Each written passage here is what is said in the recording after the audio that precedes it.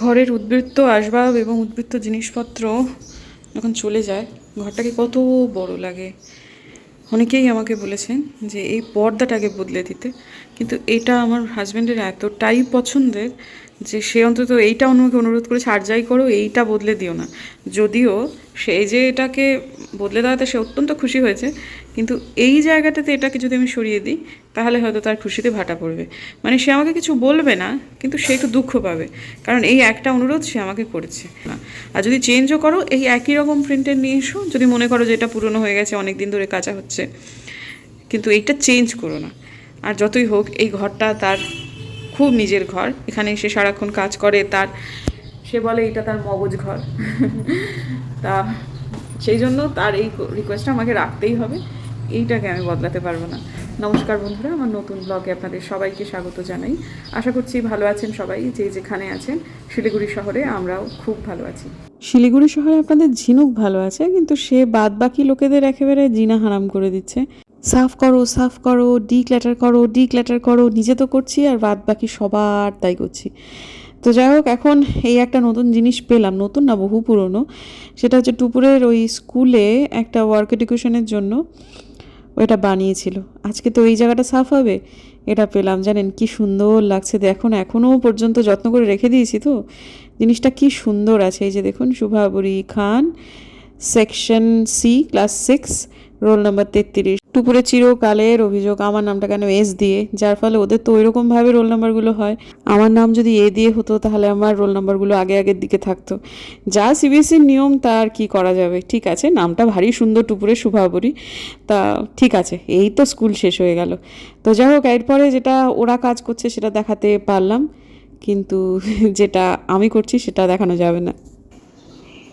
মোটামুটি হয়েছে।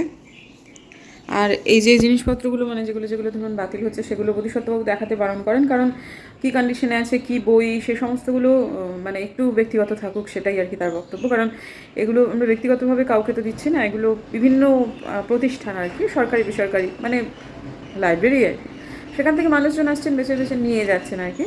তো তাদের প্রাইভেসির একটা তো অবশ্যই গুরুত্ব আছে। এটাতে 3টে রাক জুড়ে ছিল, সেখানে এটাতে মোটামুটি এই হাফ জুড়ে এখন বই আছে, আর ওপরে এটা পুরোটাই খালি হয়ে গেছে। আর নিচের এগুলো হচ্ছে আমার গানের খাতা। এছাড়াও এই ঘরটাতে তো এটা তো পুরোটাই, নিচেরটা বাদ দিয়ে পুরোটাই বই বই বই, মানে একদম ঠাসা বই।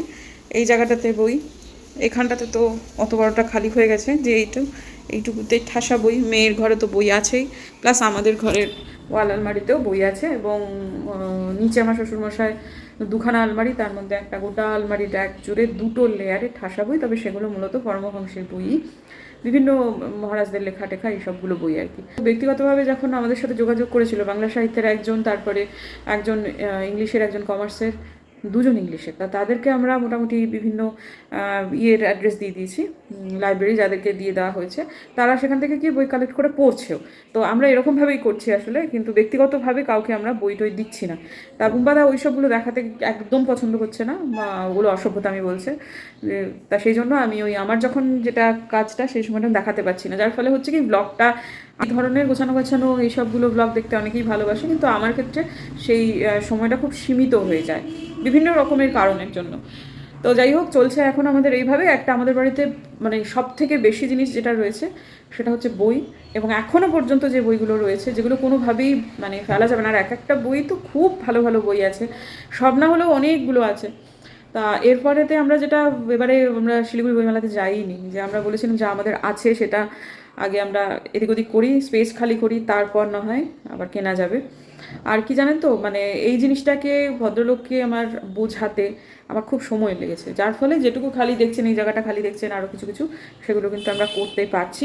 এখানে যেগুলো রয়েছে সেগুলোও হয়তো বা খালি হয়ে যাবে, তবে এখনও নয়। অনেকদিন থেকেই বলছি একটা বই ঘর করার জন্য, যাতে করে ছড়িয়ে ছিটিয়ে না রেখে সমস্ত বই একটা ঘরেতেই সুন্দরভাবে গুছিয়ে গাছিয়ে রাখা যায়। একটা দুটো জায়গা, যেমন এই হাজব্যান্ডের ওই পেছনটাতে একটা বইয়ের যেটুকু রেখেছি সেটুকু তো বাদ দিয়ে, আমাদের এত বই রয়েছে বাড়িতে এখনও, যে অনায়াসে একটা বই ঘরের সমস্ত 4টি দেয়াল যদি আমরা একেবারে নিচ থেকে ওপর পর্যন্ত মানে র্যাক করে দিই, তাক করে দিই, তাহলেও কিন্তু এঁটে যাবে।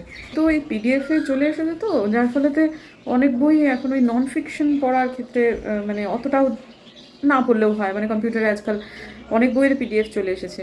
বিভিন্নভাবে আজকাল খুব মানে কালোজয়ী সমস্ত বই পড়া যায়, কিন্তু যখন সেটা ছিল না তখনকার চিত্র যদি আমি আপনাদের দেখাতাম তাহলে হয়তো আপনারা বুঝতে পারবেন যে ভদ্রলোক যতক্ষণ জেগে থাকতেন ততক্ষণই পড়তেন।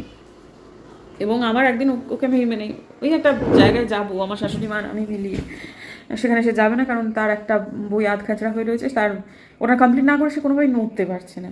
সেই সময়টায় আমার শাশুড়ি মা বলেছিলেন, বাবা তুই যা পড়াশুনো করিস, আমিও রেগে গেছিলাম সেদিন, তুই যা পড়াশুনো করিস তোর ছাত্রছাত্রীরা যদি তোর মতো পড়তো তাহলে প্রত্যেকেই তারা খুব ভালো ভালো রেজাল্ট করতো। মানে এত পড়তো মনে হতো কালই বোধহয় পরীক্ষা। তো ঠিক আছে, তিনি ভালোবাসতেন পড়তে, তাই জন্য যেখানে যেতেন বই কিনতেন। তারপরে সেটা হয়েছে আমাদের একটা বই ঘরের দরকার, কিন্তু শ্বশুরমশাইয়ের জন্য যেটা তিনি নিজের ফ্লোরেতে নিয়ে মানে আছেন সেটা তার জন্য ঠিক আছে, কিন্তু অন্যান্যগুলো সব কিছু একটা বই ঘর হয়ে গেলে খুব সুন্দরভাবে অর্গানাইজড ওয়েতে জিনিসপত্রগুলো থাকবে, যেগুলো আমরা লাইব্রেরিতে দিয়ে দিচ্ছি সেগুলোও সেই ঘরে একটা আলাদা জায়গাতে রাখা হবে। তো সেটা নিয়ে দেখা যাক আদৌ হয় কি না, নাকি এর মধ্যে থেকেও আর 3-4 বছর পর অনেকগুলো বেরিয়ে যাবে, জানি না। কী পরিমাণ যে জিনিসপত্র বাতিল করছি তার কোনো ঠিক নেই। আজকে এই ঘরটাকে আমি পুরোটাই করে ফেলেছি, কিন্তু মানে দিন শেষে তো আমি ভয়েস দিচ্ছি সম্পূর্ণটাই হয়ে গেছে। ঘরটা টুপুরের যে স্টাডি টেবিলটা খুব অগোছালো হয়ে গেছে, টুপুর এখন মূলত আমাদের ঘরেই পড়ছে, তো এখন এইটা খুব একটা ব্যবহার করে না, একটু আবজ গাবজ হয়ে গেছে। তো এই যে র্যাকটা নিয়ে এলাম, এর মধ্যে থেকে 50% জিনিসই বাতিল করে ফেলছি। বাতিল করছি কারণ প্রথমত যে সেগুলোর এখন কোনো দরকার নেই, এই যে এখন যেগুলো রাখছি এগুলো সব মামুনকে দিয়ে দেবো।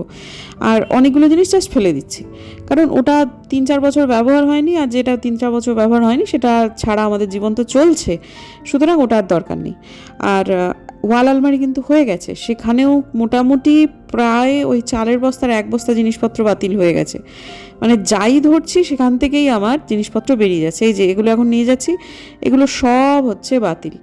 তো এখন কি হয়েছে, এই যে এটাও প্রথমে ভাবছিলাম ফেলে দেব, তারপর দেখলাম যে না, যে জিনিসগুলো মামুনিকে দেব বা আমি এই র্যাকের মধ্যে ভরবো, মানে যেগুলো আমি এখনও রাখছি সেগুলো এইখানে আমি আপাতত রেখে দিই। তো এর মধ্যে এই র্যাকটাকে ভালো করে আমাকে একটু ধুতে হবে, কারণ এটা মানে একটু ঘষতেও হবে, সামান্য একটু সার্ফ দিয়ে একটু ঘষেও নিলাম। তো তারপর এগুলোকে শুকিয়ে নিয়ে তারপর সন্ধেবেলায় ভাবছি যে আমি এটাকে আবার ঠিকঠাক করে গুটিয়ে রাখবো। আর টুপুরের ঘরটা আজকে কমপ্লিট হয়ে গেছে, ওয়াল আলমারিটাও হয়ে গেছে।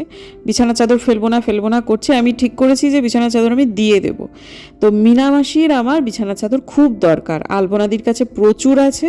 আলপনাদি একটু ওই আমার যেটা আমার মায়ের স্বভাব সেটা একটু হোল্ড করে জিনিসপত্র আর কি প্রচণ্ড অভাবে ছিল, তো একটু ইনসিকিওর এই ব্যাপারগুলো নিয়ে, দোষ দিয়ে লাভ নেই।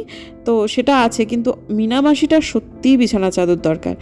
আর মামুনির দরকার হচ্ছে এই যে এখান থেকে যা যা জিনিসপত্র বেরোলো সেইগুলো, কারণ ওটাতে ওর বাচ্চার মলার থেকে শুরু করে রং পেন্সিল অনেক কিছু, সেগুলো ওর বাচ্চার লাগবে। তো ঘুরিয়ে ফিরিয়ে এইরকমভাবেই আমি জিনিসপত্র কিন্তু যেগুলো বাড়ি থেকে না বের করলে এই বিছানা চাদর যে আমি রেখে দিই না, আর মনে হবে যে দূর বাবা থাক, একটু ব্যবহার করি এরকম মনে হবে। তো যাই হোক, এখন সন্ধেবেলায় এখন আমি একটুখানি বেরোচ্ছি, মমিনাদি জিনিসটা কিনে নেব। এদিকে বিদ্যুৎ চমকাচ্ছে, মেয়ে বললো মা তাড়াতাড়ি যাও, তাড়াতাড়ি করে গিয়ে নিয়ে এসো। এদিকে একটা ওষুধের দোকানে যেতে হবে, ওই মুভ শেষ হয়ে গেছে সেটা নেব। তারপরেতে আরামবাগে যাব, বুম্বাদার জন্মদিন যেহেতু 20 তারিখে, সেদিনে একটু রান্নাবান্না তো হবে, সে কিছু জিনিসপত্র নেব। প্লাস আমি যে ওই যে ঘড়ি কিনেছি সেই ঘড়ির ব্যাটারি সেটা পাইনি এদিক ওদিক, তো আরামবাগেতে না অনেক রকমের ব্যাটারি পাওয়া যায়, তো ওখান থেকে নিয়ে আসবো। তো প্রথমে এই দোকানটায় এলাম, এসে এই শাড়িটাই কিন্তু আমি কিনেছি, কারণ এটা মমিনাদির খুব পছন্দের রং। আর আমি যদি আমার নিজের পছন্দ মতো কিনতে যেতাম তাহলে আমি এটা কিনতাম, এই গোলাপি আর সবুজের ইয়েটা, কিন্তু মমিনাদির পছন্দের রংটা প্রথমেই পেয়ে গেছি আর কি। সবুজের তো অনেক রকমের শেড থাকে, যেটা মমিনাদি ভালোবাসে আমি একদম 100% শিওর আমি সেইটাই নিয়েছি, কারণ যদি এটা আমাকে কিনতে হতো আমি ওই গোলাপি আর সবুজের ইয়েটাই কিনতাম। তো যাই হোক, ঠিক আছে, আপাতত হয়ে গেল। আরও কিছু জিনিসপত্র তো নিলামই, এদিক ওদিক সেদিক করে। বাইরে বেরোলে হয় যে বেরিয়ে মনে পড়ে এটা লাগবে ওটা লাগবে, তো সেসবগুলো আসলে ভয়েস দিতে গিয়ে ঠিকঠাক মনে পড়ছে না যে আর যেন কী কী নিলাম। যা যা নেবো ভেবেছিলাম তার থেকে একটু বেশিই নেওয়া হলো। তো এখন এই ঘড়িটাতে এই ব্যাটারিটা লাগিয়ে দিই এবং ঠিকঠাক ব্যাটারি মানে লাগাচ্ছি আর কি, ঘড়ির ব্যাটারি যা হয়ে থাকে আমাদের ঠিক মানে একটা ছিল একটুখানি মোটা, আবার ওই পেন্সিল ব্যাটারি মানে যেগুলো রিমোটের ব্যাটারি এগুলো কিন্তু প্রচুর পরিমাণে ছিল, কিন্তু ঘড়ির ব্যাটারি ছিল না। তো যাই হোক আজকে সেটা হয়ে গেল এবং সুন্দরভাবে এটা অ্যাডজাস্ট হয়ে গেল। তারপর আমি এটাকে ঠিকঠাক করে দিই, মানে এইটা যে কবে কিনেছিলাম মিশো থেকে সেটা এইরকমভাবেই পড়ে আছে। তো যাই হোক সেটা আমাদের গণেশ দা এসে ঠিক করে দিয়ে গেছে, লাগিয়ে দিয়ে গেছে স্ট্রাকচারটা, এবারে জাস্ট এই ঘড়িটাকে লাগিয়ে দেওয়ার অপেক্ষা।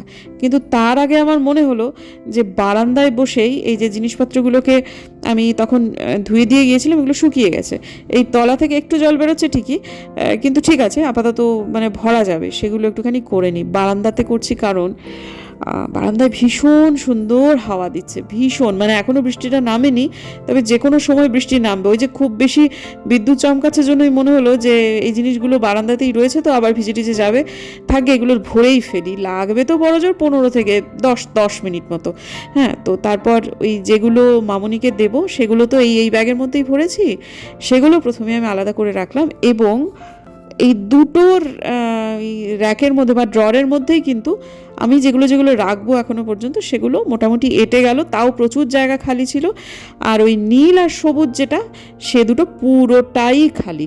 তারপর ঘরে এসে অবশ্য অন্য জিনিসপত্র ভরেছি, কিন্তু যা ছিল এখানে 50%ই খালি হয়ে গেল। তো এরপর আমি এটাকে একটুখানি টাঙিয়ে দিই।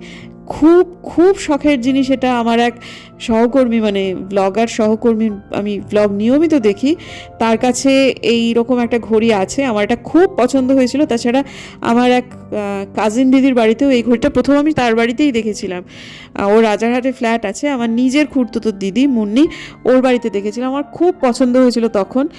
সে আজ অনেক দিন আগে, তখন অনলাইনে কেনাকাটার ব্যাপারে অত সড়গড় ছিলাম না। তারপরে যখন অনলাইনে কেনাকাটা করতে শিখলাম এবং ওই আমার সেই সহকর্মীর বাড়িতেও, মানে ব্লগার সহকর্মী আর কি, তার বাড়িতেও দেখলাম, তখন এটার মানে নিজেকে সংবরণ করতে পারিনি, এটা অর্ডার করে দিয়েছিলাম। কিন্তু অনেক দিন পর, মানে অর্ডার করার অনেক দিন পর এটা টাঙানো হলো। আমার হাজব্যান্ডের খুব পছন্দ হয়েছে ব্যাপারটা, তো আমারও ভাল লাগছে সত্যি কথা। তো আমি জানি না এই দিকটাতে ঘড়ি লাগানো ঠিক হলো কি না, মানে উল্টো দিকে দেয়ালে লাগালে হতো কি না, তবে যাই হোক যেটা লাগিয়েছি আমার মনে হয়েছে এদিকেই লাগালে ভালো লাগবে। তো এরপর এই ঘরটাকে একবার একটু দেখিয়ে নিই। মোটামুটি থাপথুপ করে করেছি, হয়ে গেছে পরিষ্কার, মোটামুটি করে ফেলেছি। টুপুরের ওই বইয়ের র্যাকটা টুপুরকে পরীক্ষা শেষ পর ও নিজে আরেকটু পরিষ্কার করে নেবে, ওইখান থেকেও অনেক জিনিসপত্র হয়তো বা বাতিল হবে, কিছু জিনিস আমি রেখে দেবো অবশ্যই, কিন্তু টুপুর হয়তো বা বাতিল করে দেবে, কারণ আমার সাথে সাথে থেকে থেকে ওরও ওই ডিক্লাটারের নেশাটা ভালোই পেয়ে গেছে। এই জায়গাটাকে তো আবার তপবন বানিয়ে দিছি। আগে যখন এই জায়গাটা খুব বেশি জঙ্গল জঙ্গল মতো ছিল না, তখন আমি তখন বাগান বাগান বাগান বেশি করতাম। তখন একজনের কোনো একটা লাইভে, হ্যাঁ একজন বলেছিলেন একটা জঙ্গল বানিয়ে রেখেছো, তা আবার এত বাগান বাগান কথা। আমি বলেছিলাম ঠিকই বলেছেন, মাঝে মাঝে সেখান থেকে আবার বাঘও বেরো। তারপরে ভদ্রমহিলা তাতে বলেছিলেন তুমি খুব অ্যারোগেন্ট, তাই বোধ হয়। যাই হোক, একজন জিজ্ঞেস করেছেন যে এখানে এই মিলিবাগ হয়েছে, দেখুন এই যে মিলিবাগ হয়ে গেছে, হ্যাঁ এটা কি করে কি সারাবো। আমি নিজে খুব একটা বারান্দা তো ওই কীটনাশক প্রয়োগ করতে চাই না। সাধারণত যেটা হয়, খুব জোরে ফুল ফোর্সে যদি জল দিয়ে দেওয়া যায় তাহলে অনেক সময় মিলিবাগ চলে যায়। তবে সেটা খুব জোরসে জল দিতে হবে এবং প্রত্যেক দিন সেটা দিতে হবে। আপাতত আমি সেইটাই করব। এই পোশাকটা যখন একটু বাদে আমাকে ছাড়তেই হবে, তখন একবারে ভিজিয়ে নিয়েই ছাড়ি, কি বলেন। এই টার্গেট করতে হবে জায়গাগুলো, মিলিবাগের যে মানে ইয়েগুলো সাদা সাদা যে অংশটা, সেটা যাতে ধুয়ে যায়, একদম ইয়ে করে লক্ষ্য নির্দিষ্ট করে সেটা করে দিতে হবে। সময় লাগে এটা করতে, সময় লাগে। আর তারপর একটু করতে হয়, শিওর হতে হয় যে মিলিবাগের যে জায়গাটা পড়ে আছে সেটা অন্য গাছে খুব দ্রুত ধরে যায়, তো মানে এটাকে এই জন্য তো একটু সরিয়ে রাখা হয়েছে, নাহলে এই দুটো গাছে খুব তাড়াতাড়ি ধরে যেত। এখানে খুব জোর হলে এখানেও ধরে যাবে, কিন্তু তাও একটুখানি। আর লঙ্কা গাছেরও আসলে, গাছের আমাদের যেমন নিজস্ব রোগ প্রতিরোধ ক্ষমতা আছে, গাছেরও সেটা তাই। আগে ভাগে অত কীটনাশক না দিয়ে না, নিজেকে একটু ফাইট করবার সুযোগ দিতে হয়, খুব জোরসে জল দিতে হবে এবং বেশ মিনিট 15 ধরে দিতে হবে। আমি কাজটা করে নিই বন্ধুরা, হ্যাঁ মন দিয়ে, একটু দুটো হাতি আমার এখন লাগবে, তারপর সবটুকু হয়ে যাওয়ার পর শুধু তো এখানে দেবো না, পুরো পুরো বাগানেই গাছে জল দেবো এখন আর কি। একটু মাটি ধুয়ে যাচ্ছে ঠিকই, কিন্তু করার কিছু নেই। তো এই যে ঠিক এইরকমভাবে একেবারে লক্ষ্য নির্দিষ্ট করে, হাত টাত ব্যথা হয়ে যাবে কিন্তু কিছু করার নেই, গাছ বাঁচাতে গেলে এটুকু করতেই হবে। আলো লেগানোর সময় একটু সাদা সাদা চকচক করছে, কিন্তু আমি ভালো করে দেখলাম খুব একটা কিন্তু আর মিলিবাগ নেই। আর মোটামুটি সবটুকু গাছে জল দেওয়া কমপ্লিট, একদম পুরো ভিজে গেছি স্বাভাবিকভাবেই। রাত হয়ে গেছে, ঠিক আছে। সকালবেলা উঠে দেখবো সমস্ত একদম মাগো বারান্দা পাঁপড় ভাজা হয়ে শুকিয়েছে। আসলে কোনোভাবে যদি একটু বারান্দায় আসতে হয়, একদম দরজার সামনেটা জল থাকে না, একটু বিপদ। ওগুলো সরিয়ে দিয়ে যায়, ওগুলো ঠিক হয়ে যাবে, কিন্তু তাও ধরুন বুম্বাদা হয়তো একটু বারান্দায় এলো রাতে, তখন বিপদ হয়ে যাবে। অন্ধকারে আলোটা জ্বালাতে গেলেও তো একটা পায়খানা দিতে হবে না, জানা নেই যে কীভাবে কীভাবে হঠাৎ করে পাটা মুচকে যেতে পারে। এটা তো আমাদের বাড়ির নর্থ ইস্ট, এখানে এই জন্য ঠাকুরটাকে রেখেছি। আজকে আমার এবং আলপনা দি দুজন মিলে আমরা চেষ্টা করলাম এই জায়গাটা যে খালি হয়েছে এর মধ্যে এটাকে ঢোকানো যায় কিনা, কিন্তু না, ঢোকানো গেল না, অ্যাডজাস্ট হলো না, আর একটু খাটটা দিকে টানতে হবে। তারপর আমি ঠিক করলাম, প্রথমে ভেবেছিলাম যে কালকে তিনজন মিলে এই সমস্তগুলো, এই যেগুলো সব কিছু নামিয়ে টামিয়ে ফেলা হবে, এগুলো তো আমাদের ডিভানে যাবে। তো তারপর হয়তো খাটটা একটু হালকা হয়ে যাবে, তিনজন মিলে একটু দিকে সরিয়ে দিয়ে এটা ঢুকিয়ে দেবো। তারপর ভেবে দেখলাম যে না, এদিকে পর্দা, সম্রানি কাপ জলে, তারপর আমি প্রদীপ জ্বালাই, একটু রিস্ক হয়ে যাবে ব্যাপারটা। সেই জন্য ওখানে আর থাকবে না, থাক নর্থ ইস্টেই ঠাকুর থাকে, সেখানেই আছে, এবং সেখানেই এটা ভালো আছে। তো আমি একটা সিংহাসনের জন্য ইয়েকে বলেছি, গণেশদাকে, ঠিক দামটা রফা হচ্ছে না, মানে ঠিকঠাক হচ্ছে না, সেই জন্য হয়তো বা একটু দেরি হচ্ছে, কিন্তু যা হোক তবু হয়ে যাবে আশা করা যায়। তো ঠিক আছে বন্ধুরা, আজকে আমি এখন শোবো, গোপালকে শয়ন দেবো, সেই জন্য পোশাক আশাক সমস্ত কিছু ছেড়ে এলাম।